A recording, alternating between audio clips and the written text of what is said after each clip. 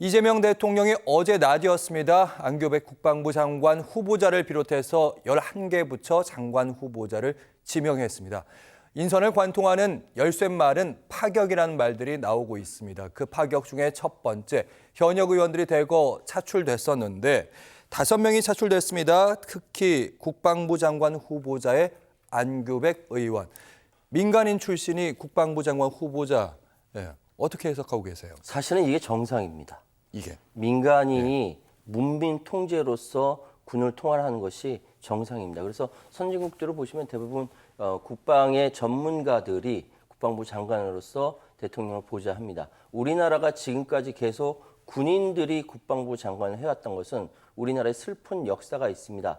해방 이후 얼마 되지 않아 전쟁이 일어났고요. 그 이후에 독재 정권이 계속 이어졌죠. 특히 쿠데타를 통해서 권력을 잡은 사람들은 자기의 신복이 국방부 장관으로서, 즉 군인으로서 자기 신복이 국방부 장관으로서 통화를 해야 믿을만하다라는 생각에 계속 군인들이 당연스레 이렇게 국방부 장관이 되는 것으로 생각을 해왔다가 이제 문민통제, 12.3 내란 사태 이후에 군이 정치를 하게 되면 얼마나 위험한지에 대해서 명확하게 알게 되었기 때문에 문민 국방장관이 탄생하게 된 것이죠. 이건 당연한 것이라고 생각합니다. 정상화라고 생각합니다. 알겠습니다. 그 외에 이제 정동영 통일부 장관 후보자뿐만 아니라 김성환 환경부 장관 후보자, 전재수 해수부 장관 후보자, 강선우 여가부 장관 후보자, 총 5명의 국회의원들이 장관 후보자로 지명이 되어 있는 상황.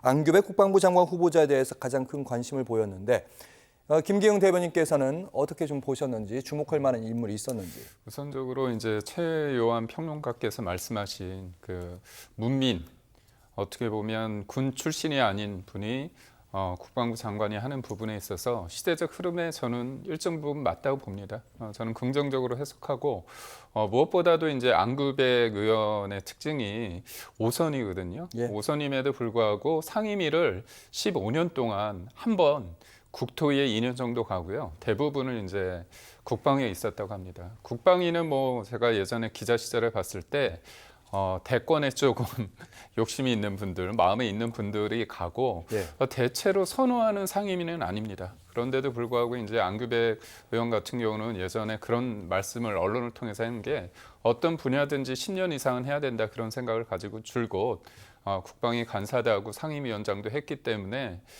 제가 볼 때는 생뚱맞은 인사는 아니다. 그래서 분명히 잘할 수 있는 상황은 있다고 봅니다. 그런데 제가 볼 때는 그럼에도 불구하고 지금 한반도는 이제 북한과의 대치가 있고 군을 얼마나 굉장히 급작스러운 사안에 있을 때 리더십을 발휘할 수 있을지 그 부분에 있어서는 아무래도 청문 과정에서 그런 어떤 본인의 능력을 잘 발휘를 해서 국민들을 안심시켜야 될 어떻게 보면 본인의 책무가 있을 것 같다고 보고요. 저는 어제 인사 중에서 좀 눈에 띄는 인사가 정동영 통일부 장관 인사인데 저는 조금 비판적인 생각을 하고 있습니다. 왜냐하면 이번에 국정원장으로서 후보자가 이종석, 이번에 이제 청문 보고서가 채택이 됐기 때문에 이제 국정원장이 됐죠.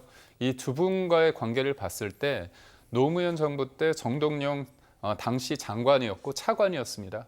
같이 이제 손발을 맞춰왔는데 저는 하나 궁금한 게 노무현 정부 때 대북 정책이 성공적이었다고 보는 건지, 지금 우리가 이란과 이스라엘의 어떤 전쟁을 보면서 핵에 대한 문제가 굉장히 중요한 거 아닙니까?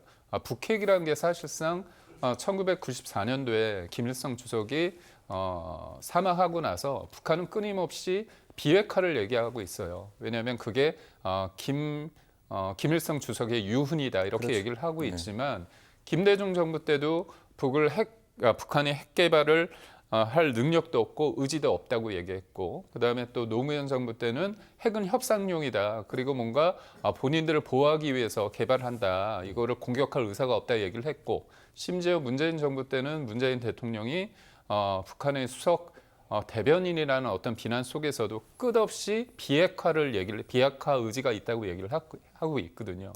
그렇다면 이런 일련의 흐름을 봤을 때 지금의 북한의 핵 개발은 현실화되지 않았습니까? 그렇다면 정동영 장관을 통해서 북한의 핵 개발을 그 당시에 노무현 정부 때 전혀 제재하거나 적극적으로 비판하지 못했는데 결국은 지금의 북한의 핵에 대해서 온정적인 시각을 가질 수밖에 없는 거 아니냐. 그런 측면에서 전 부적절한 인사다 이렇게.